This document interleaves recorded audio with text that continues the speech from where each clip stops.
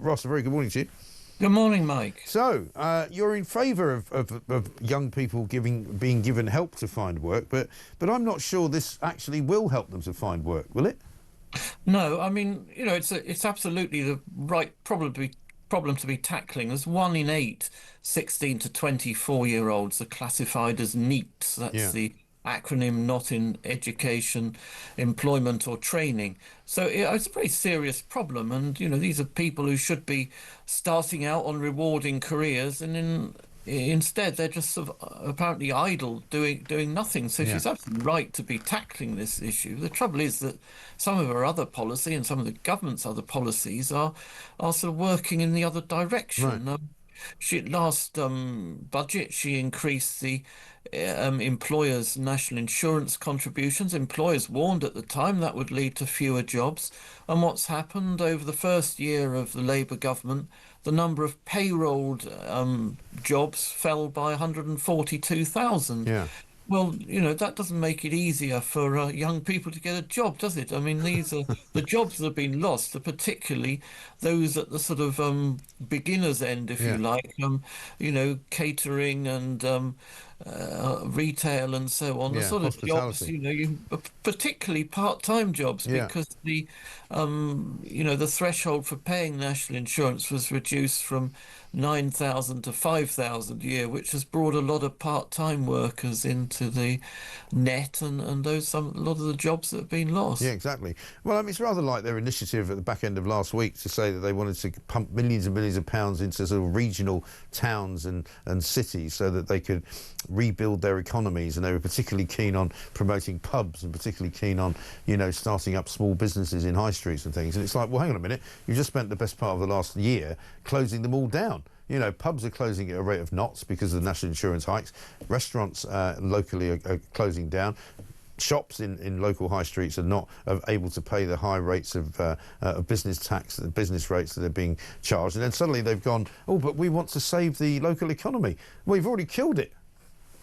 Well, exactly. It's sort of a case of unjoined up government, isn't it? You sort of destroy things on the one hand, and then sort of come up with some sort of pretty feeble initiative on Yes. the other hand. And I'm sure that, this is worried that Reeves's, efforts to get youth back into work is going to, go exactly the same way. Well, that's the problem. And, looking at your piece in which you describe what they're likely to be expecting to happen, they say that anyone who's waiting for more than 18 months to get a job will be helped into some kind of work placement. But that's not the same as a job, is it? They're promising jobs, but they're not delivering jobs. They're saying, oh, you'll get a work placement, which could be for a week, it could be for 2 weeks, it could be for a year. We don't really know.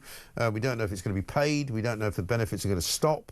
There's, again, like all Labour policies these days, it seems to have more questions than answers. Well, exactly. I mean, it is rather short on details, as you say. A Yeah. work placement could be a week's work experience, then you're back on benefits and so on. That's not exactly what young people don't need. But Right. it's worth looking back to John Major's government in its last years. Tried an experiment, two pilot schemes where they, people on unemployment benefit were forced to take up a workplace. I say forced, I mean not forced labour. I mean they would lose their benefits Yes. if they didn't take up the offer, and it had a miraculous effect actually, because nearly half the claimants just stopped claiming. Some actually went out and got a job. Others just stopped claiming. You think, why are they stopping claiming? Of course, some of them would have been working anyway, were claiming unemployment benefits fraudulently on the side. Some possibly didn't even live in the country. And we Right. had that Bulgarian gang, didn't we, last year, who Yes. were jailed for embezzling millions of pounds of benefits while not actually living in Britain. Well, they had about 72 different accounts going, didn't they?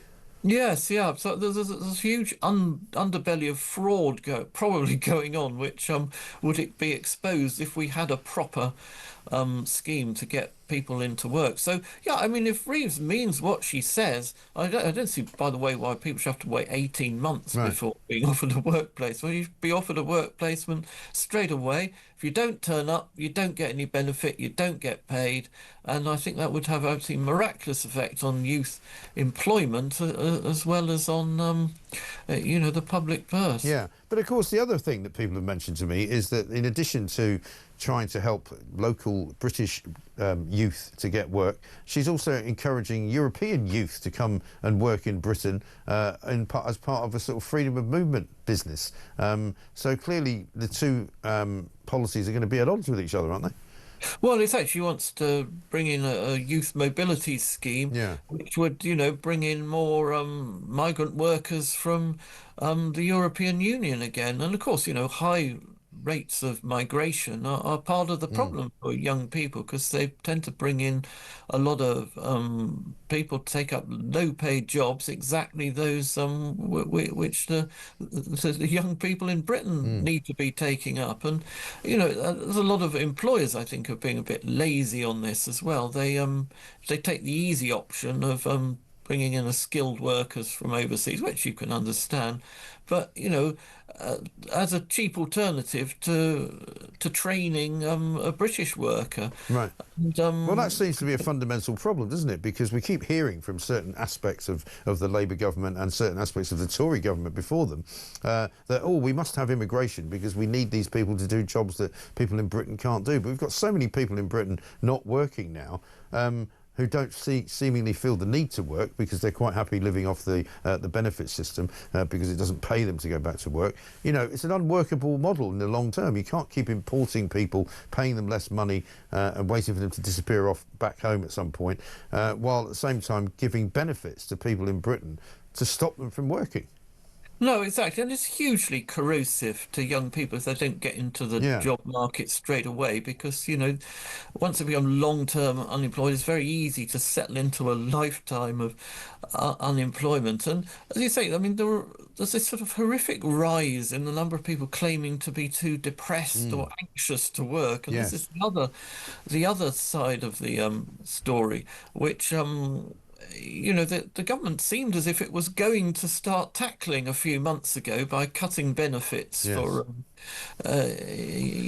out of work benefits, particularly those who've been signed off on the sick. But of course, the government pulled back from that when the backbenchers sort of rebelled and sort of said they wouldn't tolerate any kind of benefit cut whatsoever. So I despair a little at the Yeah.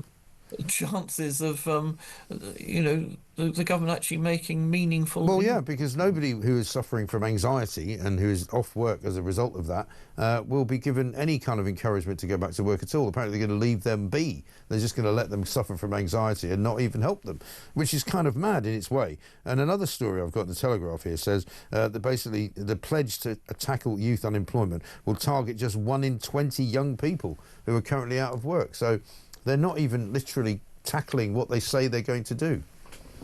No, if it's 1 in 20, if that's right, then it's not going to, it's like the 1 in, 1 out scheme. Yeah. It's too pathetic. They're not very good at to sums, make are any they? difference. So, no, I mean, if Rachel Reeves yesterday, she said, I'm going to abolish youth unemployment. I thought, great, that's a great policy to start with. Give everybody a job, make sure they turn up and do something, else they don't get paid. Right.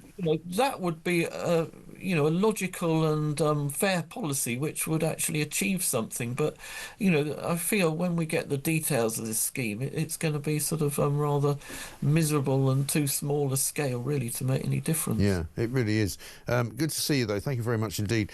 Ross Clark there with a piece on page 10 of The Sun.